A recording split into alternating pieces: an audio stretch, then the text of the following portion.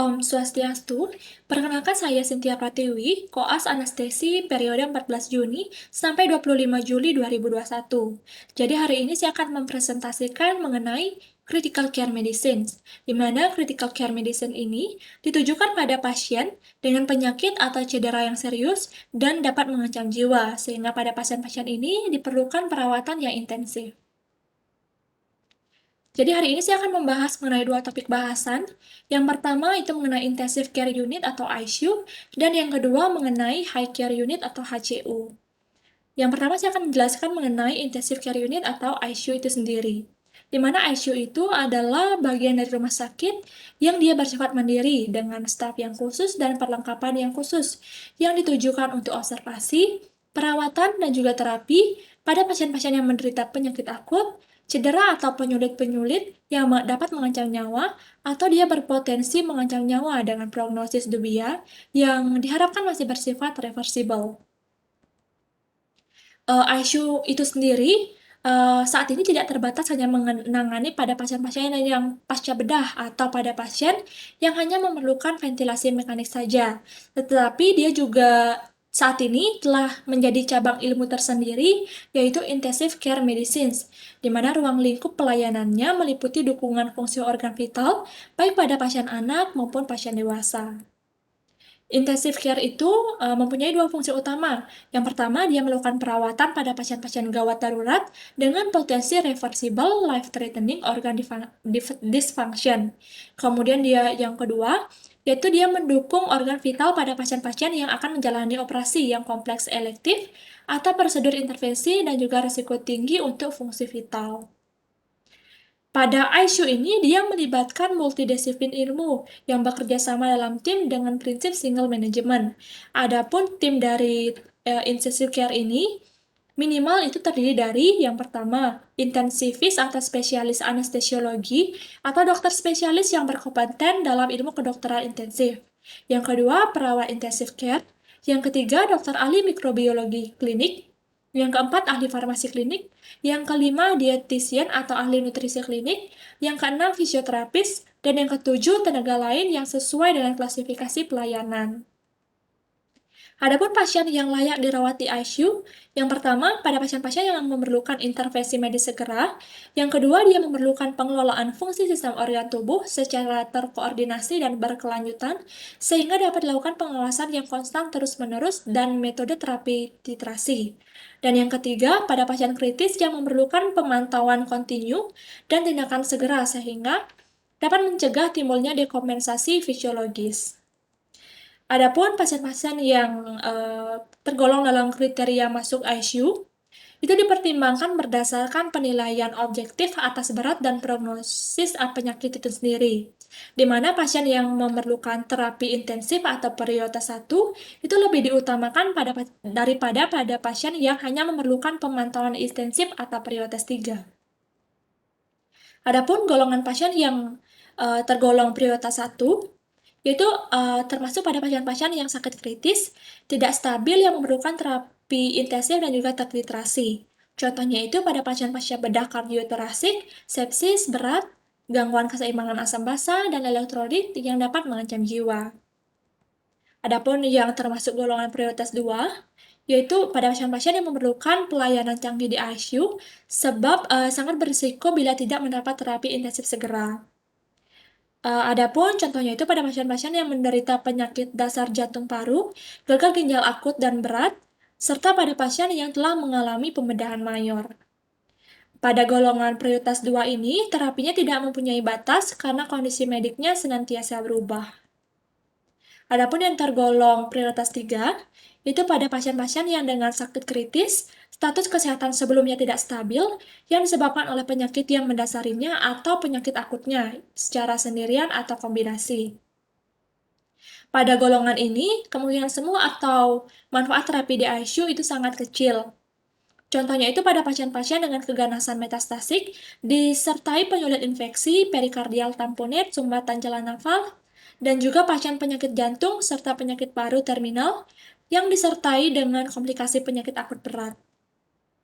Adapun jika kita lihat kriteria-kriteria pasien yang bisa masuk ICU berdasarkan penyakit, berdasarkan penyakitnya, yaitu yang pertama berdasarkan sistem kardiovaskuler.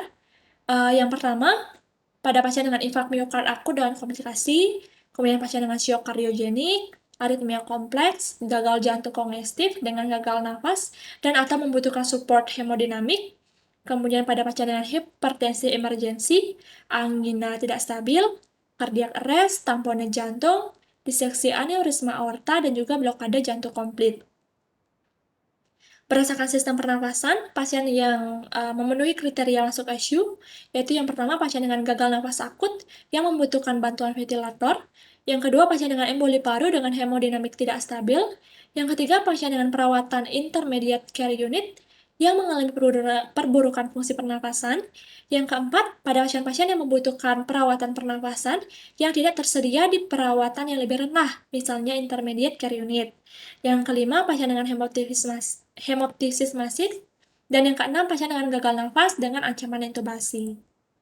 Berdasarkan penyakit neurologis yang memenuhi kriteria masuk ICU, yaitu yang pertama, pasien dengan stroke akut dengan penurunan kesadaran, yang kedua, pasien koma, yang ketiga, pasien pendarahan intrakranial dengan potensi herniasi, yang keempat, pendarahan subarachnoid akut, yang kelima, pasien dengan meningitis dan penurunan kesadaran atau gangguan pernafasan, yang keenam, pasien dengan penyakit sistem saraf pusat atau neuromuskuler dengan penurunan fungsi neurologis atau pernafasan.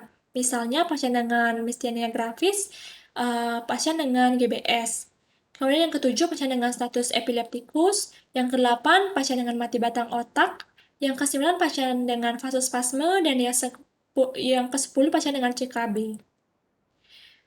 Kemudian pada pasien-pasien yang overdosis obat atau keracunan obat, juga memenuhi kriteria masuk ke ICU apabila pasien itu keracunan obat dengan hemodinamik tidak stabil, keracunan obat dengan penurunan kesadaran signifikan dengan ketidakmampuan proteksi jalan nafas, dan pasien dengan kejang setelah keracunan obat.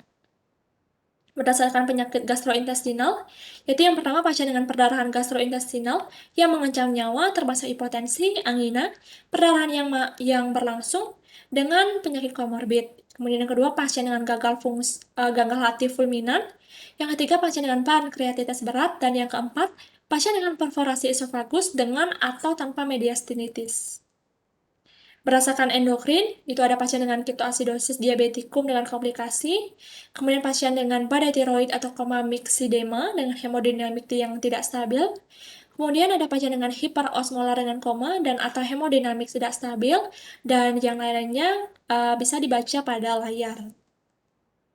Kemudian ada pun pasien bedah yang memenuhi kriteria masuk ICU, yaitu pada pasien pasca operasi yang membutuhkan monitoring hemodinamik atau bantuan ventilator atau perawatan yang ekstensif. Adapun kriteria lainnya, yaitu yang pertama pasien dengan shock sepsis, kalau yang kedua pasien dengan yang memerlukan monitoring ketat hemodinamik, dan yang lainnya yang bisa dilihat pada layar. Kemudian berdasarkan tanda vital, itu juga bisa digolongkan mana pasien yang bisa dimasukkan ke ICU dan mana yang tidak. Jadi pasien yang layak untuk masuk ICU yaitu yang pertama pasien dengan nadi 140 kali per menit, kedua pasien dengan tekanan darah sistol itu 120 mmHg, dan yang ketiga dengan frekuensi nafas lebih dari 35 kali per menit. Kemudian berdasarkan nilai labnya itu sendiri, pasien yang layak masuk ICU, yang pertama itu dengan natrium serum 170, kalium serum 7,0, PaO2 7,7, serum glukosanya lebih dari 800, serum kalsium lebih dari 15, dan kadar toksik obat atau bahan kimia lain dengan gangguan hemodinamik dan juga neurologis. Berdasarkan radiografi, ultrasonografi, atau tomografi, pasien yang layak untuk masuk ICU yang pertama, itu pasien dengan perdarahan vaskuler otak, kontusio atau perdarahan subarachnoid dengan penurunan kesadaran atau tanda defisit neurologis vokal. Kemudian yang kedua, itu pasien dengan ruptur organ dalam, kantong kemih, hepar, varises esofagus, dan uterus dengan hemodinamik tidak stabil, serta pasien dengan diseksi aneurisma aorta. Adapun berdasarkan elektrokardiogram, pasien yang layak masuk ICU yaitu pasien dengan infark miokard dengan aritmia kompleks, yang kedua pasien dengan ventricular tachycardia yang menetap atau fibrilasi, dan yang ketiga dengan blokade jantung komplit. Selanjutnya, berdasarkan pemeriksaan fisik onset akut, yang layak masuk ICU itu pasien dengan pupil anisokor pada keadaan tidak sadar. Yang kedua, pasien dengan luka bakar lebih dari 10%. Yang ketiga, pasien dengan anuria, obstruksi jalan nafas, koma, kejang berlanjut, sianosis, dan juga tamponade jantung. Adapun kriteria pengecualian. Jadi, kriteria ini memerlukan pertimbangan dan juga persetujuan dari kepala ICU itu sendiri.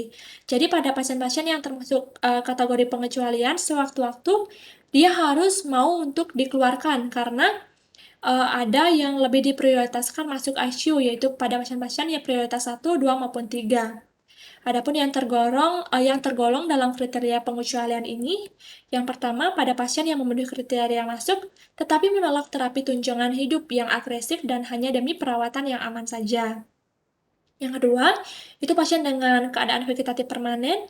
Dan yang ketiga, pasien yang telah dipastikan mengalami mati batang otak namun hanya karena kepentingan organ donor, maka pasien dapat dirawat di ICU. Jadi tujuannya itu dirawat ICU hanya untuk menjaga fungsi organ sebelum melakukan pengambilan organ untuk donasi.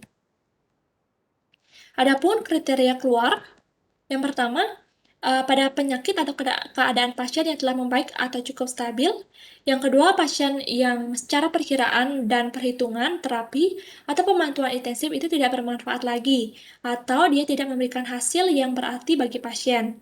Yang ketiga, pasien atau keluarga itu menolak untuk dirawat lebih lanjut di ICU. Dan yang keempat, pasien hanya memerlukan observasi secara intensif. Sedangkan ada pasien lain yang mungkin lebih gawat, yang memerlukan terapi dan observasi yang lebih intensif. Sehingga pada pasien-pasien seperti ini, dia hanya perlu dipantau secara intensif di HCU itu sendiri.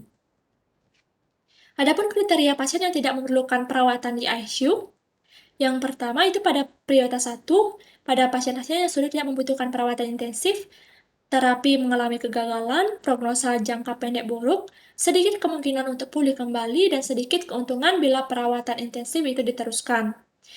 Prioritas 2 itu pada pasien-pasien yang perawatan intensif itu sudah tidak dibutuhkan lagi, pemantauan intensif selanjutnya juga tidak perlukan lagi. Dan yang ketiga, pada pasien-pasien yang kemungkinan untuk pulih kembali itu sangat kecil, dan keuntungan dari terapi intensif selanjutnya itu pun sangat kecil. Adapun dalam pencatatan di ICU itu sendiri, dia menggunakan status khusus ICU, di mana pencatatannya itu meliputi diagnosis lengkap yang menyebabkan pasien dirawat di ICU. Yang kedua, data tanda vital, di mana pencatatan tanda vital ini dilakukan secara berkala, itu minimal 1 jam sekali atau sesuai dengan indikasi pasien itu sendiri. Yang ketiga, itu pemantauan fungsi organ khusus seperti jantung, paru, ginjal, dan sebagainya secara berkala. Yang keempat, pencatatan mengenai jenis dan jumlah asupan nutrisi serta cairan. Yang kelima, catatan pemberian obat. Yang keenam, yaitu jumlah cairan tubuh yang keluar dari pasien itu sendiri. Nah, pemantauan ini dilakukan setiap hari oleh dokter jaga dan juga perawat ICU. Adapun pemantauan umum itu meliputi pemeriksaan tanda-tanda vital, pemeriksaan fisik meliputi saraf, kardiovaskuler, sistem respirasi, gastrointestinal, traktus urinarius, dan sistem lokomotif. Yang ketiga, pemantauan cairan itu dilakukan setiap 3-6 jam. Yang di perhitungan itu mengenai intake dan juga output cairan pasien itu sendiri. Kemudian keempat, evaluasi CVC dengan melakukan fluid challenge test atau VCT, dan juga pemeriksaan lab itu tergantung indikasi.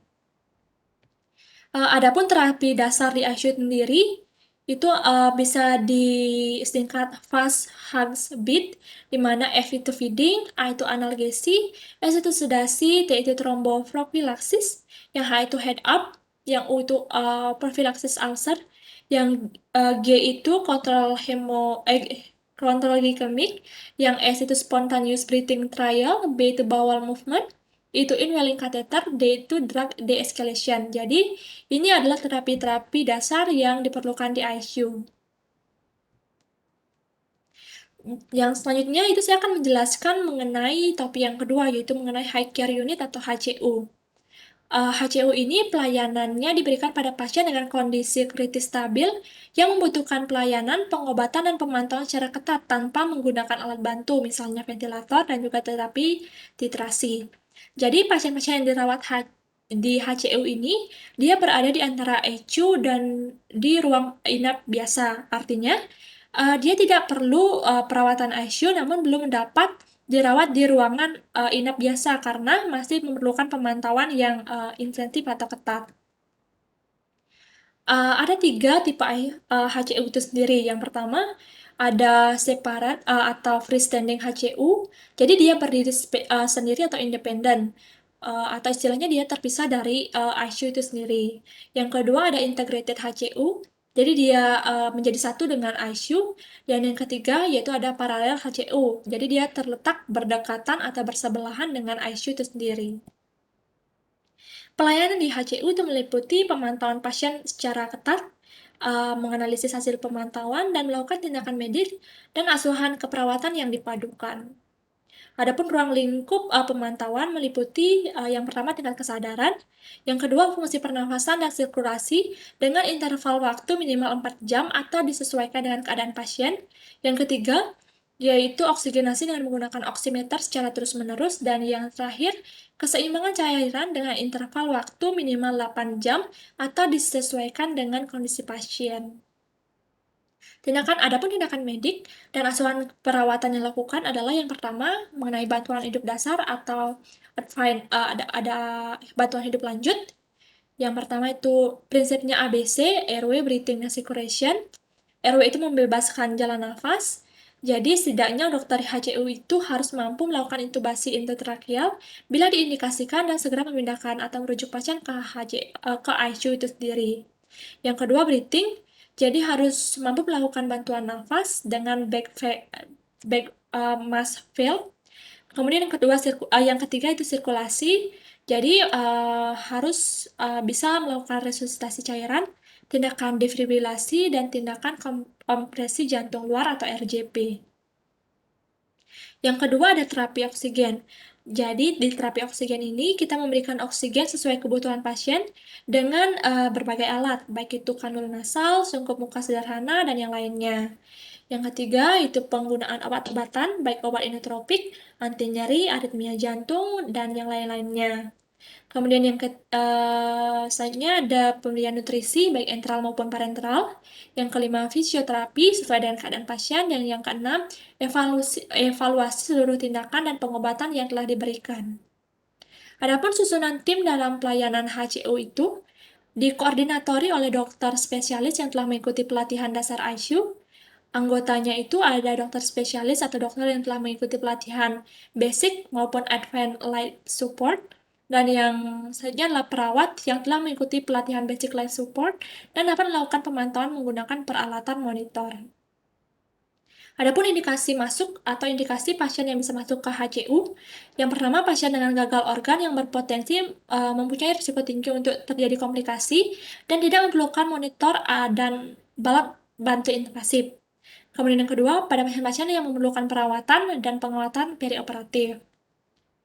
Adapun indikasi keluarnya, yaitu yang pertama, pasien yang tidak lagi membutuhkan pemantauan ketat, dan yang kedua, pasien yang cenderung memburuk, dan atau memerlukan pemantauan dan alat bantu invasif sehingga perlu dipindah ke ICU.